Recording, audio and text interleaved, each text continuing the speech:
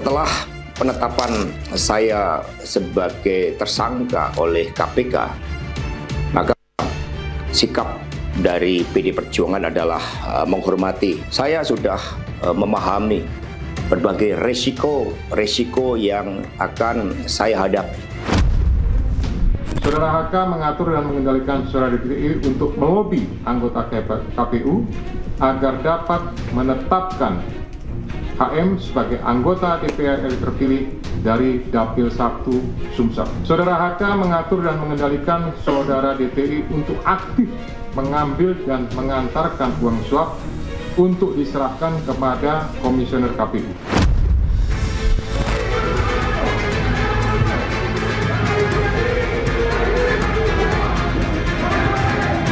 Memang kasus ini lebih terlihat seperti teror terhadap Sekjen DPP PDI Perjuangan. Dan keseluruhan proses ini sangat kental aroma politisasi hukum. Kami melaksanakan proses penegakan hukum ya secara murni, secara profesional. Kalau Hasto itu ditangkap, saya datang. Saya nggak bohong. Kenapa? Saya ketua umum bertanggung jawab kepada warga saya.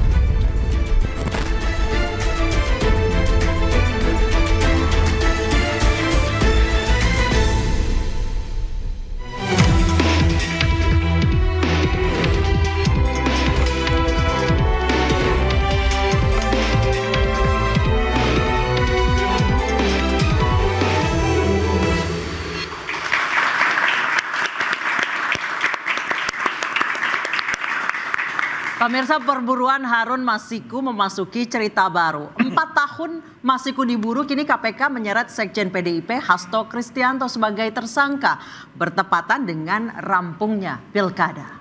Tudingan politisasi mengalir dibalas dengan klaim murni penegakan hukum. Benarkah ini demi keadilan atau ada permainan? Bersama saya, Anissa Dasuki. Dan saya, Breman Atinaya. Inilah interupsi. Sengketa pilkada belum mulai, elit parpol tersangka.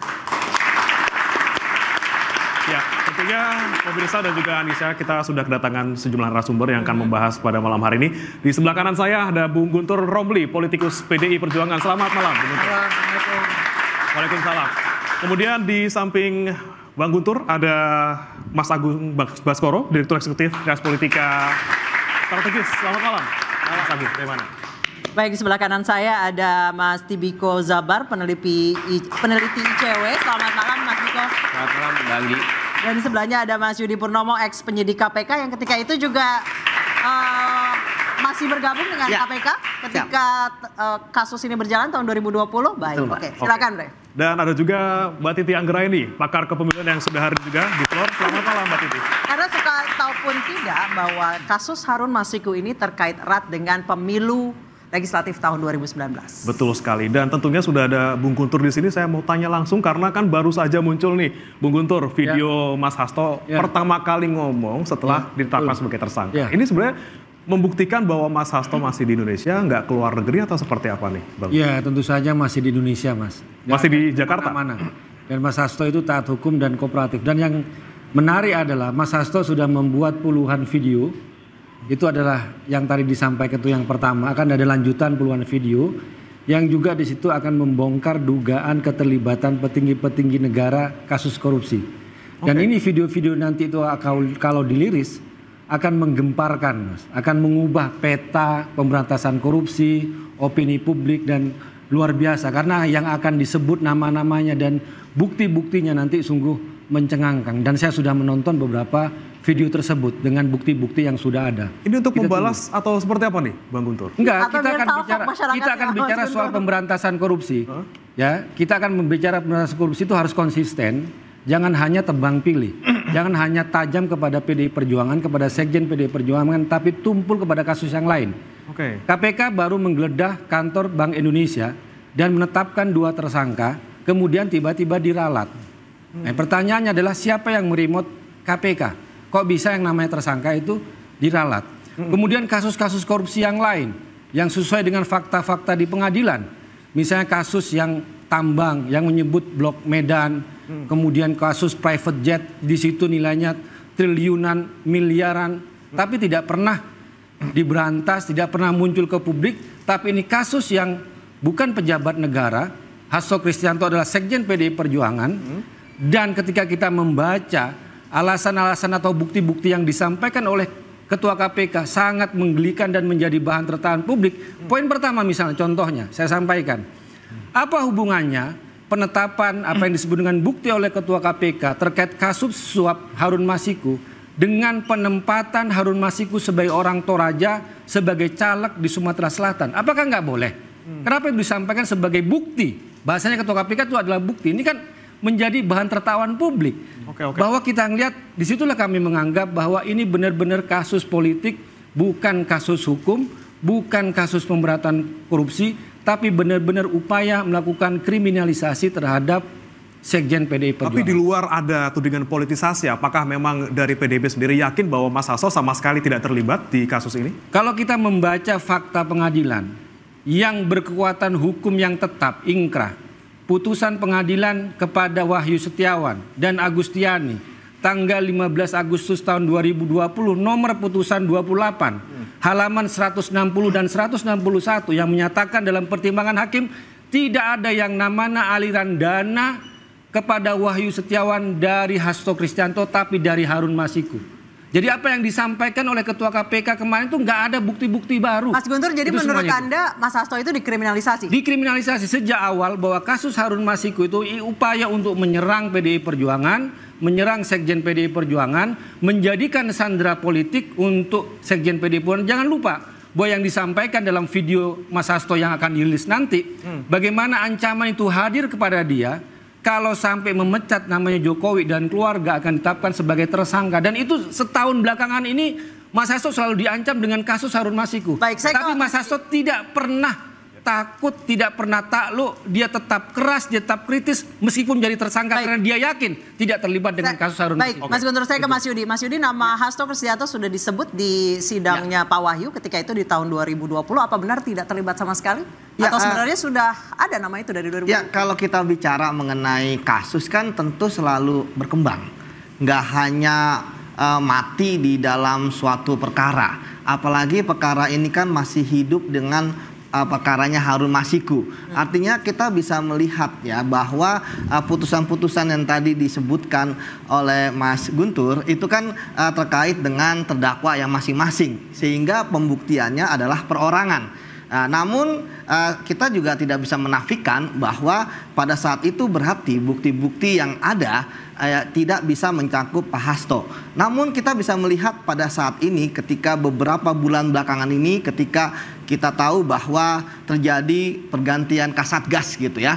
Bahwa Kasatgas yang saat ini kemudian melakukan beberapa upaya. Pertama kita lihat ada penggeledahan. Kemudian yang kedua, ada pemeriksaan terhadap saksi-saksi, termasuk Wahyu Setiawan. Yang kita tahu bahwa ternyata Wahyu Setiawan sudah bebas bersyarat gitu kan. Padahal Harun Masiku dia itu sebenarnya ancaman hukumnya lebih rendah daripada Wahyu Setiawan. Jadi saya pikir ketika kemudian terakhir kita lihat Pak Hasto dan kemudian Pak Yasona juga diperiksa. Jadi kalau dalam hukum itu kan berarti kan mempunyai alat bukti baru ya, ada keterangan saksi, alat bukti dan sebagainya. Mbak, kalau kita melihat ya dari KPK, memang KPK itu lemah sekarang. Memang KPK itu di internalnya kurang bagus gitu ya. Namun kalau proses penegakan hukum sebagai orang yang pernah di sana, saya yakin prosesnya sudah mulai due diligence yang sangat bagus. Kita tahu ada yang namanya gelar perkara. Di dalam gelar perkara itu yang hadir nggak cuma satu sumber dan tidak ada komando di sana.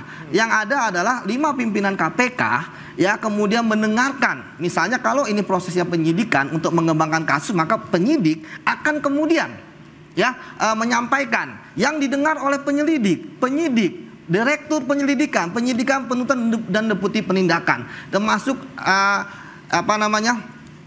penyidik yang menaik kasusnya. Di situ dia akan memprestasikan, Mbak, bagaimana pengembangan kasus terhadap seseorang yang menjadi calon tersangka. Perbuatannya A, alat buktinya apa? Ketika dipanggil tahun 2020 itu apa sih yang berasal dikorek dari Pak Hasto? Ya, saya pikir kalau misalnya tidak muncul ya di dalam persidangan, kita harus fair juga. Berarti apa yang dikulik oleh penyidik saat itu, ya kan? Itu yang pertama. Kemudian kedua, memang pada saat itu kan banyak terjadi kontroversi, ya, bahwa ini kan adalah operasi tangkap tangan.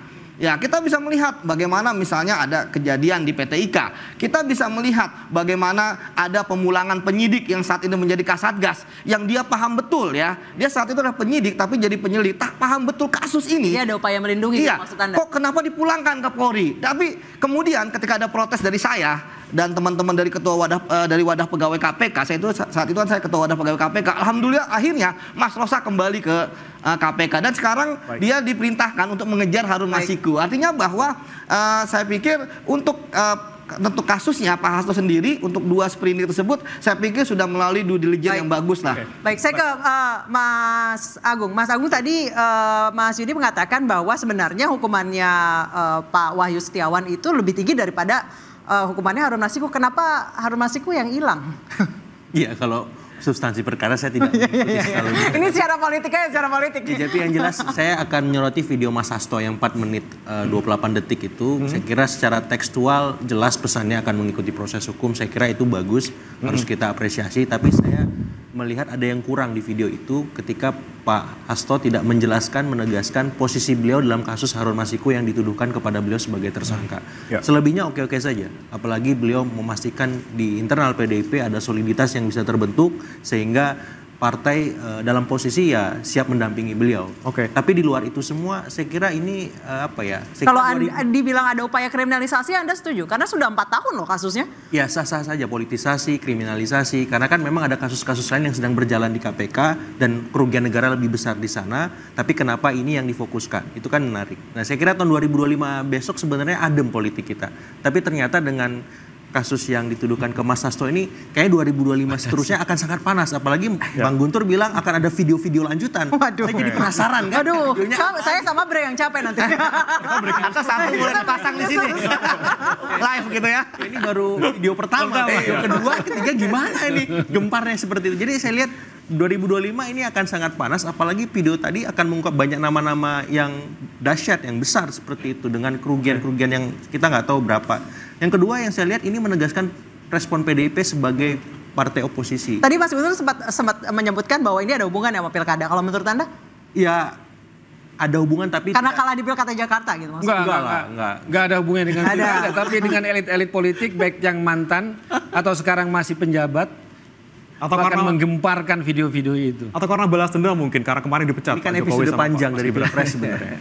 Ya sampai pasca Pilpres. Nah, balas dendam kata Bre. Balas dendam mungkin. Kalau bongkar-bongkaran kasus korupsi. Gimana Mas Agung kalau melihatnya? Ya kalau saya sih dalam politik ada aksi, ada reaksi politik ya. Jadi sah-sah saja asal dalam koridor aturan yang ada. Jadi ini bagus juga buat publik sehingga publik bisa tercerahkan sebenarnya duduk perkara untuk Harun Masiku seperti apa, untuk perkara kasus-kasus korupsi lagi bagaimana. Nah politiknya nggak apa-apa, video tadi silahkan dibuka gitu. Karena itu bisa membuat sistem berdemokrasi kita sehat, bagus. Tapi kemudian yang hukumnya juga harus dihadapi secara proporsional, profesional. Karena apa? Karena kita pengen lihat DNA PDIP ini kan partai yang pernah di oposisi, partai yang pernah berkoalisi. Bagaimana cara PDIP menghadapi proses hukum? Bagaimana cara PDIP berproses politik dan melakukan proses-proses yang lain? Ini juga bisa menjadi contoh partai-partai yang lain ketika menghadapi sebuah kasus, responnya harus bagaimana sih? Oh, responnya yang secara hukum begini, secara politik begitu, ada proses lain kita ikuti semua. Nah, saya kira ini penting, bagus buat demokrasi kita daripada semuanya yes atau daripada semuanya sekedar no, lawan, tolak, tapi kan nggak ada substansinya. Tapi kalau ini kan jelas nih, proses hukumnya main, proses politik jalan, semuanya terorkestrasi. Dan saya kira buat elit juga mikir nih, mau goyang-goyang PDIP, mau ganggu-ganggu lagi, repot juga nih barangnya. Seperti itu. Tapi saya mau ke Mas Biko. Mas Biko melihat kasus ini seperti apa? Karena ada yang bilang bahwa ini penyidik KPK yang lama ataupun pimpinan yang KPK yang lama ini tidak becus. Karena baru ketika diganti pimpinan KPK, baru kemudian jadi tersangka Hastonya. Makanya kemudian jadi ada isu ini politisasi.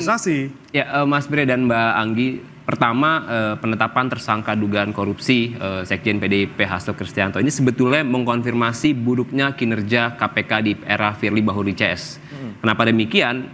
Saya menambahkan apa yang disampaikan tadi oleh Mas Yudi. Pak Hasto ini sudah masuk radar KPK sejak Januari 2020. Kala itu tentu ada momentum yang berbarengan dengan konteks penetapan tersangka mantan komisioner KPU Wahyu Setiawan. Itu yang pertama. Dan yang kedua adalah dalam konteks itu tentu masyarakat masih ingat betul bagaimana ketika ada proses membuntuti yang bersangkutan hingga akhirnya hilang di PT IKA, tadi disampaikan bahkan ada upaya dugaan intimidasi terhadap sejumlah penyidik KPK yang kala itu ICW mengatakan bahwa ini terjadi akibat kebocoran dan juga tidak adanya tanggung jawab pimpinan KPK saat itu. Itu kami menengarai seperti itu. Artinya dengan kata lain, kami ragu ketika itu komitmen KPK Firly Bahuri CS untuk menegakkan hukum kasus korupsi terkait dengan kasus yang menjerat Wahyu Setiawan yang juga terkait dengan Harun Masiku seperti itu. Nah, yang kedua, tentu ini menjadi kritik juga bagi KPK sebab apa? Kami di ICW sebetulnya melihat kasus pergantian antar waktu DPR ini adalah satu dari paling tidak ada 14 tunggakan perkara yang sebetulnya harus KPK selesaikan seperti itu gitu ya. Itu yang kemudian sebenarnya harus menjadi catatan dan evaluasi. Nah, kalau kita lihat kasus ini ketika ditanya misalkan apakah ini soal lambatnya kinerja penyidik KPK dan lain-lain, tentu Mas Bre dan Mbak Anggi Mbak Anissa gitu. Ini kasus sebetulnya proses penyelidikannya sudah lama. Tadi Mas Yudi sudah menyampaikan, meskipun tadi sudah dikatakan bahwa tidak ada fakta praktis, tidak ada fakta persidangan dalam putusan Wahyu Setiawan. Karena kala itu kami juga meyakini bahwa ini bisa jadi terjadi karena saat itu ada upaya membatasi yang dilakukan konflik di internal KPK pada saat itu. Karena kondisi KPK 2019 itu kan penuh polemik gitu ya, penuh kontroversi seperti itu. Jadi makanya sempat waktu itu kita bilang bahwa pimpinan KPK dan Dewas KPK ini juga harus melakukan evaluasi terhadap deputi penindakan ketika itu, karena kita lihat nih ada hambatannya di mana nih. Ini masih bicara konteks Harun Masiku pada saat itu. Itu yang pertama. Nah, yang kedua ketika kita bicara bahwa ada penetapan tersangka Pak Hasto dan kemudian beberapa bukti yang lain, meskipun tadi Mas Guntur bilang tidak ada fakta, tapi proses penyelidikan itu sebenarnya berjalan. Tadi ketika proses itu berjalan dan ada alat bukti baru dan alat bukti penguat, tentu ini menjadi keyakinan bagi KPK untuk menaikkan status penyelidikan ke penyidikan, yang mana pada akhirnya juga berujung pada penetapan tersangka gitu ya. Nah, itu yang kemudian sebetulnya kalau kami lihat ini kasus penegakan hukum yang sebetulnya sudah sejak lama. Bahkan sebetulnya kalau KPK berani dan komitmen, sebetulnya ini sudah bisa diproses jauh sebelum tanggal 24 kemarin. Kok dilalah kok baru sekarang dan setelah pilkada gitu. Kita akan tanya ke Mbak Titi. Nah, karena kasus Harun Masiku ini melebar kemana-mana karena dibiarkan terlalu lama. Padahal kasus ini adalah sengketa pemilu tahun 2019. Nanti kita akan tanyakan ke Mbak Titi. Usai jeda, sebenarnya apa sih duduk perkara kasus yang menyeret Harun Masiku kemudian sekarang terbawa Sekjen PDI Perjuangan Hasto Kristianto. Usai jeda, tetap di Interupsi.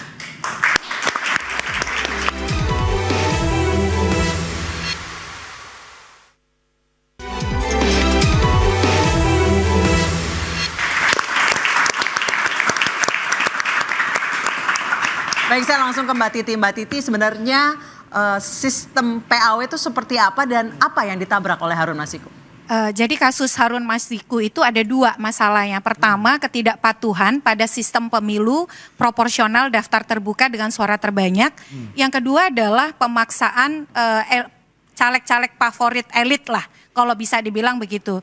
Yang pertama begini, kasusnya berawal dari ada caleg di Dapil 1 Sumsel yang meninggal dunia. Namanya Nazarudin Kimas, ini adiknya Pak Taufik Kimas. Seharusnya kan kalau ada caleg yang meninggal, karena waktu itu meninggalnya kadung surat suara sudah dicetak.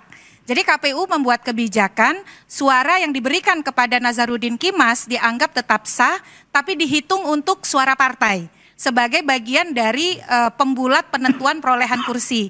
Nah, ketika sudah ada hasil, otomatis kan suara Nazarudin Kimas tidak bisa dihitung lagi. Maka siapa yang akan menjadi caleg terpilih adalah caleg dengan suara terbanyak berikutnya. Nah, dari sana kemudian didapatlah data bahwa caleg yang memperoleh suara terbanyak di Dapil Sumsel 1 itu namanya Reski Aprilia. Harun Masiku itu nomor urut 6 dari 8 caleg. Dan perolehan suaranya juga adalah nomor 6 dari 8 caleg. Tiba-tiba kemudian diajukanlah uji materi ke Mahkamah Agung. Ada putusan Mahkamah Agung nomor 57P/HUM/2019. Intinya adalah Mahkamah Agung mengatakan sah suara dari caleg yang meninggal dunia dihitung untuk suara partai. Kemudian bersuratlah PDIP ini 3 kali ke KPU. Ada 3 surat. Surat yang pertama ditandatangani oleh Bambang Pacul dan Sekjen Hasto. Surat kedua ditandatangani oleh Yasona Lauli dan Sekjen Hasto. Surat yang ketiga ditandatangani oleh Ketum Megawati dan Sekjen Hasto. Kenapa saya bilang ini mengingkari sistem pemilu? Karena yang diminta adalah agar KPU itu menentukan caleg terpilih adalah bukan Reski Aprilia yang memperoleh suara terbanyak, melainkan Harun Masiku yang memperoleh suara terbanyak nomor 6 dari 8 caleg. Dan itu dibalas oleh KPU tidak bisa begitu. Karena kalau sistem pemilu proporsional daftar terbuka suara terbanyak, yang harus menjadi caleg terpilih adalah Reski Aprilia, bukan Harun Masiku. Dari sisi logika sistem pemilu tidak mungkin Harun Masiku yang menjadi caleg terpilih. Kalau menetapkan Harun Masiku sebagai caleg terpilih, maka KPU satu sudah melanggar sistem pemilu, dan yang kedua KPU sudah melanggar etika sebagai penyelenggara pemilu. Nah, disitulah problemnya dari kasus Harun Masiku ini. Dari sisi pemilu satu tidak patuh pada sistem, yang kedua ternyata memperlihatkan ada favoritisme dari elit terhadap caleg dan mengabaikan suara dari rakyat. Karena kalau betul-betul mengikuti suara rakyat, sudah terang benderang yang jadi caleg terpilih itu Reski Aprilia, bukan Harun Masiku. Nah, pertanyaan kalau soal motif kenapa dipaksakan Harun Masiku, sudahlah suaranya nomor 6 dari 8, itu yang kita tidak tahu. Baik, kita tanya langsung ke Bang Guntur Romli, silakan dijawab Mas Guntur. Ya, terima kasih. Terkait dengan penentuan PAW partai, itu kan juga ada hak partai itu sendiri dan itu sudah ditetapkan dalam undang-undang. Untuk kasus 2019 kan sebenarnya tidak hanya Harun Masiku yang disampaikan oleh PDI Perjuangan, tapi juga ada caleg lain atas nama Maria Lestari. Kemudian jangan lupa itu juga tidak dilakukan oleh PDI Perjuangan tapi juga oleh Gerindra. 2019 Mulan Jamila itu juga mendapatkan PAW dan dia melompati 2 caleg di atasnya. Dan ini tidak ada kasus yang besar seperti Harun Masiku. Persoalannya adalah ketika kita melihat bahwa DPP sudah memberikan surat, sudah ada fatwa Mahkamah Agung, kemudian Maria Lestari lolos, Mulan Jamila lolos, tapi kenapa Harun Masiku yang dimintain duit? Kalau saya waktu itu jadi Harun Masiku, saya akan melaporkan ini percobaan pemerasan terhadap dia. Ya, kalau saya terjadi. Dan dalam kasus Harun Masiku, kita sampai saat ini mengatakan bahwa silakan kejar buru tangkap Harun Masiku.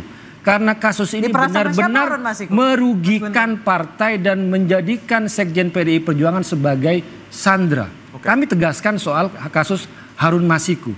Jadi jangan dianggap bahwa selama ini dibilang spekulasi bahwa PDI Perjuangan melindungi Harun Masiku. Mana saya bilang. 1 tahun belakangan ini PDI Perjuangan sudah berbeda jalan dengan penguasa. Dan Harun Masiku tidak ditangkap. Ada ketua KPK yang mengatakan akan menangkap Harun Masiku 1 minggu. Mana buktinya? Katanya Harun Masiku dipantau, dilihat. Mana buktinya? Jadi siapa yang melindungi Harun Masiku? Jangan-jangan mereka yang selama ini membuat opini yang menyerang PDI Perjuangan dan menyerang Sekjen PDI Perjuangan. Kami benar-benar sangat dirugikan dengan kasus Harun Masiku. Dan kami tegaskan bahwa selama ini Sekjen PDI Perjuangan menjadi bulan-bulanan, menjadikannya sebagai sandera politik. Setiap berbicara kritis selalu diancam dengan kasus Harun Masiku. Tapi Sekjen tetap kritis, tidak mau tunduk, tidak mau menyerah. Apapun jalannya karena merasa punya keyakinan, tidak terlibat dengan kasus Harun Masiku, tetap kritis. Itu. Mas Agung, kalau melihat Mas ini... Bre, boleh saya respon soal kasus Kalimantan Barat dan juga Mulan Jamila ya. Di 2 kasus itu, caleg yang kemudian di atas dari yang memperoleh suara terbanyak, Mulan Jamila kan melompati 2. Jangan lupa, 2 caleg di atasnya diberhentikan oleh partai. Termasuk juga kasus Kalimantan Barat. Sementara kasus di Dapil Sumsel 1 ini, Reski Aprilia tidak pernah diberhentikan oleh partai. Jadi dalam situasi sama-sama semua yang di atas Harun Masiku itu masih memenuhi syarat. Jadi ada situasi hukum yang tidak sama antara kasus Kalimantan Barat, lalu kasus Mulan Jamila dan kasus Harun Masiku. Jangan lupa Mbak, kasus Jamila itu ada putusan pengadilan PT UN yang menggugat putusan DPP. Ada putusan gitu kan? PN Jakarta Selatan. Jadi, tapi caleg yang di atas si Mulan Jamila itu diberhentikan oleh partai. Kami lebih memilih tidak memberhentikan anggota kami secara tidak terhormat hanya karena berebutan suara. Karena kami punya mekanisme penilaian sendiri dalam internal partai. Tidak semua yang namanya dapat suara. Kalau ada laporan di Mahkamah Partai, misalnya ada upaya untuk menyalahgunakan, memasukkan suara partai menjadi suara pribadi dia, di PDI Perjuangan tegas, pasti akan melakukan pergeseran pemilihan. Jadi dalam internal mekanisme partai itu ada mekanisme sendiri, dengan segala hormat Mbak Titi. Ya, gitu. Makanya kemudian KPU, Mas Guntur, tidak bisa mengikuti surat itu. Karena kan KPU harus melakukan penggantian caleg terpilih, jadi situasinya pada waktu itu belum PAW. Karena dalam situasi yang pertama kejadian untuk mengganti caleg terpilih. Tidak bisa mengganti caleg terpilih kalau caleg-caleg di atasnya masih memenuhi syarat dan tidak dipecat oleh partai. Ketentuan perundang-undangannya begitu. Dan Undang-Undang MD3 juga mengatur penggantian atau PAW itu hanya bisa dengan sekian kriteria. Tidak ada alasan kalau misalnya caleg yang masih memenuhi syarat digantikan oleh caleg dengan suara terbanyak yang jauh lebih rendah. Jadi situasi hukumnya memang seperti itu pada waktu itu. Oke, bagaimana kemudian mekanisme yang sebenarnya harus dilakukan, yang benar seperti apa, kita akan tanyakan nanti ke Mas Agung, tapi jangan kemana-mana pemirsa karena interupsi akan segera kembali usai jeda berikut.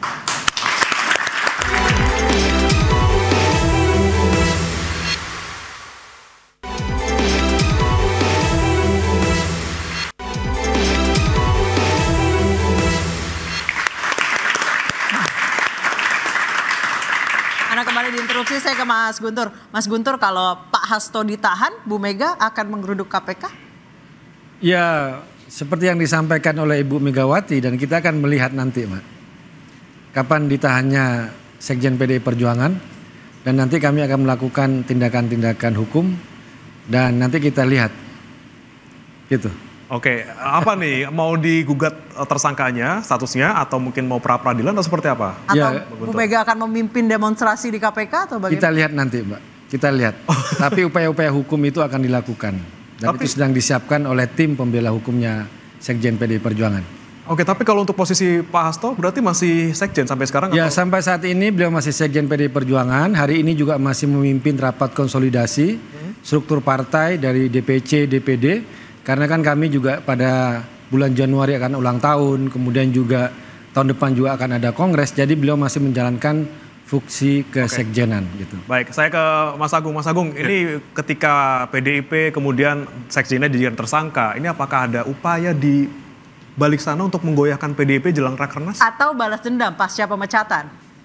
Ya, upaya-upaya itu saya kira terlihat kasat ya di jalanan kita ketika ada spanduk yang ramai menyatakan bahwa Ibu Ketua Umum Mega itu ilegal semacam itu dan beberapa statement-statement yang saya lihat agak keras kasar ya seperti itu. Jadi ketika Pak Hasto ini dalam tanda petik menjadi tersangka, saya kira namanya PDIP punya DNA posisi yang kuat, berkoalisi juga pernah, tidak ada kata mundur ataupun berubah sikap seperti itu karena memang mereka punya garis partai yang jelas, apalagi Ibu Ketua Umum kan memang selama ini seperti mengayomi semua kader-kader ya, jadi yang paling penting Ibu Ketua Umumnya sebenarnya. Nah, Ibu Ketua Umumnya ke depan setelah Pak Hasto menjadi tersangka ini mau ngegas apa ngerem.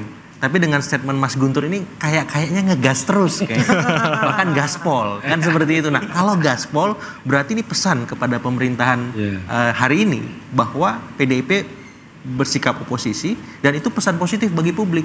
Kenapa? Karena roda pemerintahan kita akan punya check and balances yang proporsional, profesional dan harapannya bisa semakin menyehatkan ya interaksi elit dan publik agar apa? Agar ya bernegara kita semakin bagus seperti itu. Berarti PDIP sama sekali tidak goyah, malah siap-siap mau hajar pol lagi. PDI Perjuangan semakin ditekan semakin melawan.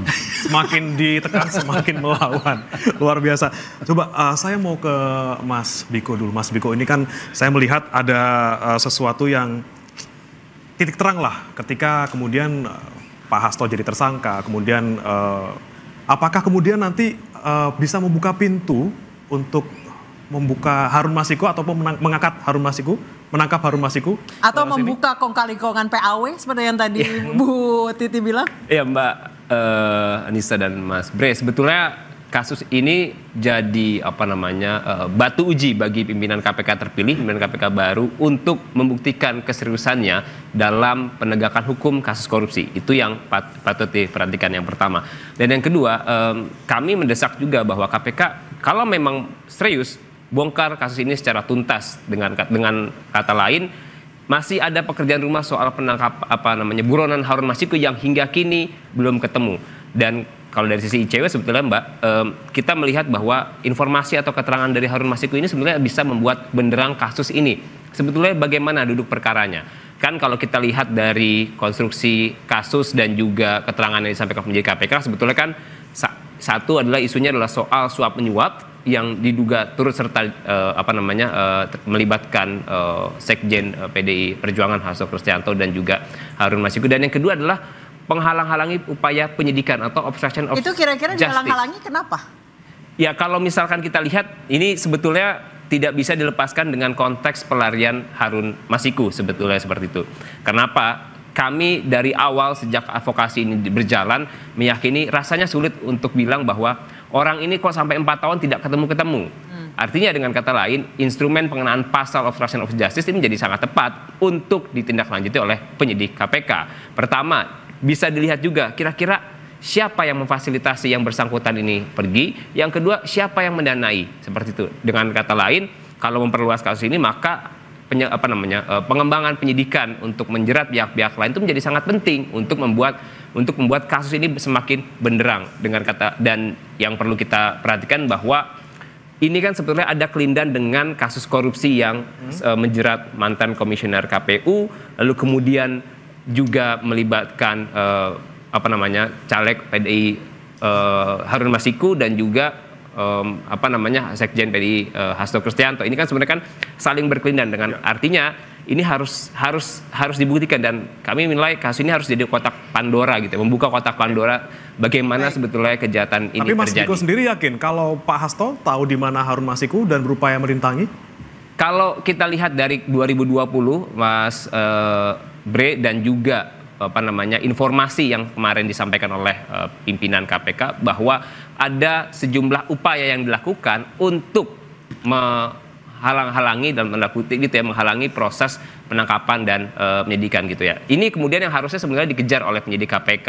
Ada informasi soal misalnya yang beredar tenggelamkan saja handphonenya seperti itu. Lalu kemudian ada upaya yang lain yang disampaikan bahwa ya sudah ini tolong dalam tanda kutip digeser dulu, dialihkan dengan berbagai macam peristiwa. Nah ini sebenarnya kan berbagai macam peristiwa yang kalau dalam konteks penegakan hukum kasus korupsi di Undang-Undang Tipikor itu sebenarnya ada bahwa barang siapa yang dengan sengaja melakukan upaya perintangan penyidikan maka yang bersangkutan bisa dijerat, dan KPK itu punya pengalaman untuk menjerat pasal pidana obstruction of justice seperti itu. Saya ke Mas Yudi. Mas Yudi, sebenarnya Harun Masiku itu pernah kedeteksi apa nggak sama sekali, atau pernah kedeteksi tapi disuruh pergi aja gitu? Ya kan kedeteksi kan terakhir kita lihat itu kan yang viral. Tahun berapa? Ya tahun 2020 itu ketika ada di bandara ya, di eskalatornya itu terakhir dan sampai saat itu kan akhirnya perginya kemana juga nggak? Perginya tidak ada yang tahu. Tetapi ya selama ini kan kita paham bahwa ada dugaan-dugaan gitu ya,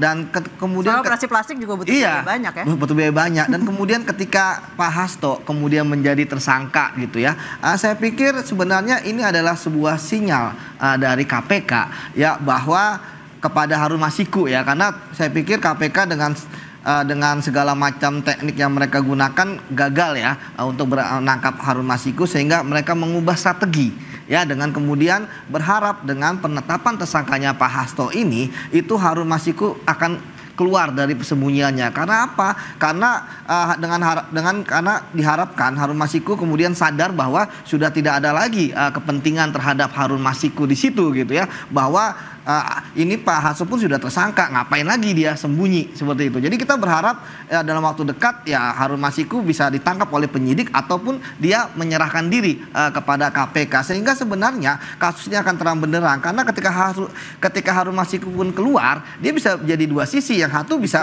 membenarkan omong kosong Pak. Ya, omong kosong itu. Silakan, Bang Guntur. Omong kosong kaitan antara persembunyian Harun Masiku dengan Hasto Kristianto. Karena apa untungnya Hasto Kristianto menyembunyikan atau terlibat dalam penyuapan kasus Harun Masiku? DPP Perjuangan sudah menerbitkan surat berdasarkan juga fatwa MA dan sudah menyampaikan kepada KPU. Apa tujuannya lagi menyuap ya kalau Sekjen PDI Perjuangan sampai lebih jauh melakukan penyuapan? Apa kepentingannya?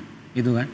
Jawabannya itu, apa kepentingannya? Dan berapa kerugian negara dalam kasus ini? Ya, kita sudah lihat Pak Hasto kan menjadi tersangka. Yang itu adalah proses hukum, sistem peradilan pidana yang ada di negeri kita. Masalah ada politisasi dan sebagainya silakan saja. Toh KPK juga selama ini kita tahu sudah banyak menangani kita kasus pertanyakan korupsi sekarang politisi. Di mana Harun Masiku? Nah, Rosa itu masih di KPK. Katanya dipantau, katanya ada, katanya seminggu lagi mau ditangkap. Buktinya apa? Kan masih penyidik Rosa kan masih di KPK. Mana Harun Masiku gitu loh. Itu kan? Itu yang kemarin kami sampaikan bahwa ini sebetulnya kritik sekaligus mengkonfirmasi bagaimana buruknya kinerja pimpinan KPK periode sebelumnya. Ya. Kenapa termasuk penyidik juga dong. Ya. Rosa ada sebut juga mana Harun Masiku nggak ditangkap sampai sekarang itu. Mas Guntur, kami juga sebetulnya menyampaikan bahwa Dewas KPK dan pimpinan KPK kala itu harus merombak dan mengevaluasi betul bagaimana kinerja deputi penindakan. Sebab apa? Satu, tadi ada problem dari pimpinan KPK yang buruk. Yang kedua, seperti kami menilai dan menduga ada hambatan yang terjadi di level kedeputian penindakan. Nah, itu yang kemudian sebetulnya kalau dalam catatan ICW ini yang harus dievaluasi dari konteks dalam konteks penegakan hukum yang dilakukan oleh KPK. Itu yang pertama. Dan yang kedua adalah kalau misalkan kita bicara soal penegakan hukum, Mas Guntur, ini kan prosesnya sudah lama. Sudah ada 4 tahun seperti itu. Dan kalau menambahkan apa yang disampaikan oleh Mas Yudi, tentu muatan yang kuat gitu ya tadi ya. Pasal yang dikenakan adalah turut serta melakukan upaya suap gitu dan juga upaya perintangan penyidikan. Nah, ini yang kemudian kalau lihat dari fakta-fakta, dari informasi maksud saya yang disampaikan oleh pimpinan KPK, sebetulnya kan ini kan mengarah ke arah sana. Maka bagi ICW ketika kasus ini kemarin sudah naik ke level penyidikan, segeralah naikkan status kasus ini ke level persidangan. Supaya apa? Supaya semakin jelas kalau memang kita mau membuktikan bahwa kasus ini sebetulnya sudah alat buktinya sudah cukup gitu ya. Dan ini kan kalau kita tadi saya sempat sampaikan di awal, prosesnya sudah lama dan sebenarnya alat bukti sebenarnya sudah ada nih. Yang jadi persoalan adalah kenapa ini kemudian baru saat dikeluarkan di periode sekarang. Itu yang kemudian kita kritik ketika itu. Sejauh bagaimana komitmen pimpinan KPK di era Firly Bahuri. Oke, kita akan bahas sebenarnya seperti apa yang sebenarnya menjadi sumbatan di KPK. Kita akan bahas usai jeda, tetap diinterupsi.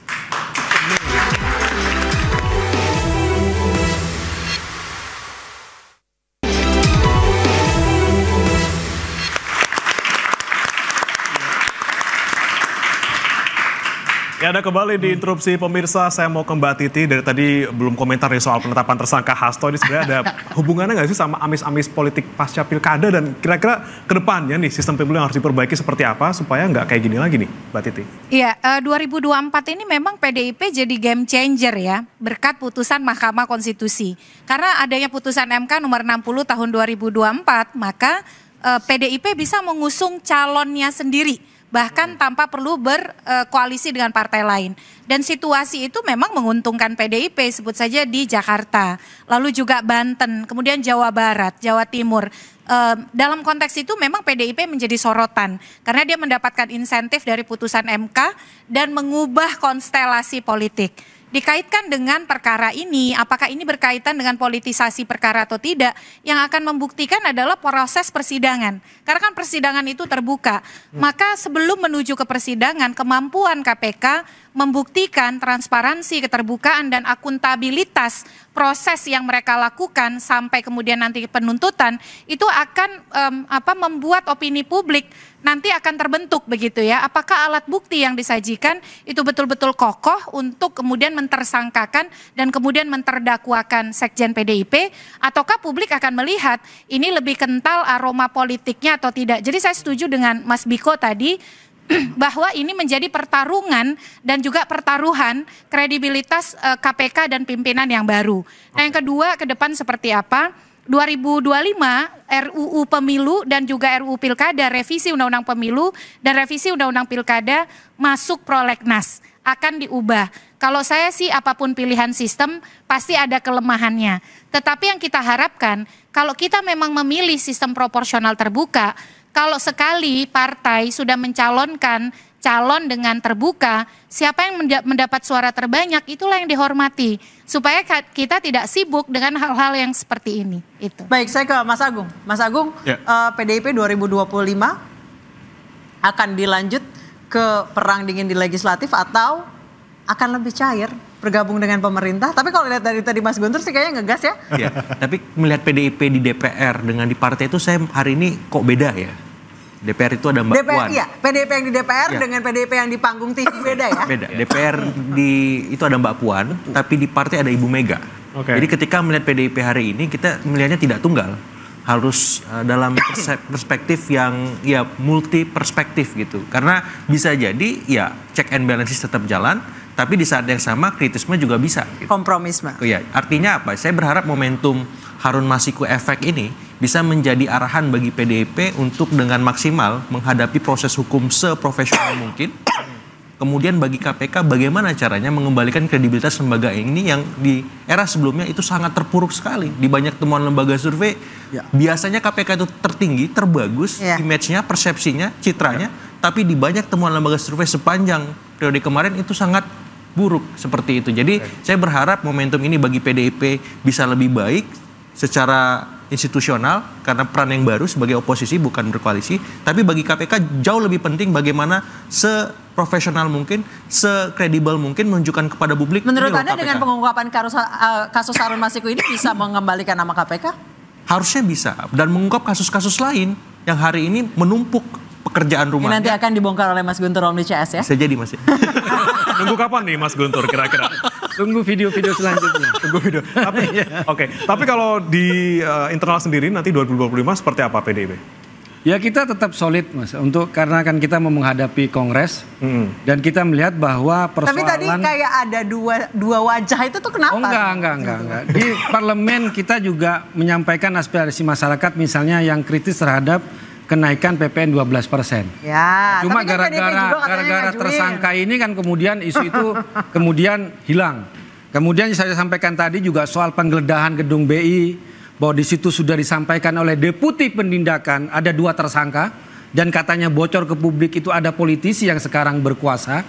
Kemudian 2 hari setelahnya diralat oleh seorang jubir KPK. Pertanyaannya, siapa yang meremote KPK? Apakah kita masih bisa percaya kepada lembaga yang tidak profesional seperti ini, menyampaikan sudah ada 2 tersangka, kemudian diralat, kemudian setelah itu menetapkan Sekjen PDI Perjuangan sebagai tersangka atas kasus yang sangat lama, fakta pengadilan semua bisa dibuka di website Mahkamah Agung. Soal remote-meremot itu sensitif sekali ya. Ya memang, tapi kenyataan kita harus menyampaikan. Kemudian kasus misalnya Blok Medan hilang, private jet kemudian hilang, kasus-kasus korupsi yang lain isunya hilang. Semuanya tajam kepada PDI Perjuangan dan Sekjen Perjuangan, tapi tumpul pada kasus-kasus yang lain. Makanya dianggap inilah yang disebut dengan politisasi, inilah kriminalisasi. Apalagi Ketua KPK menyampaikan ada bukti. Orang Toraja ada jadi caleg dengan Sumsel. Ini tertawan publik, sorry aja gitu loh. Itu jebakan sebenarnya untuk Ketua KPK. Ini alasan yang menjadi bahan tertawan publik, itu kalau bagi saya. Mas Yudi langsung. Ya, bagi saya ketika pimpinan baru ini ya sudah menerapkan standar tinggi ya di dalam penetapan tersangka, artinya seharusnya ini bukan yang pertama dan terakhir. Jangan layu sebelum berkembang. Saya sepakat dengan Mas Guntur ya, itu kan permasalahan-permasalahan di pimpinan yang sebelumnya.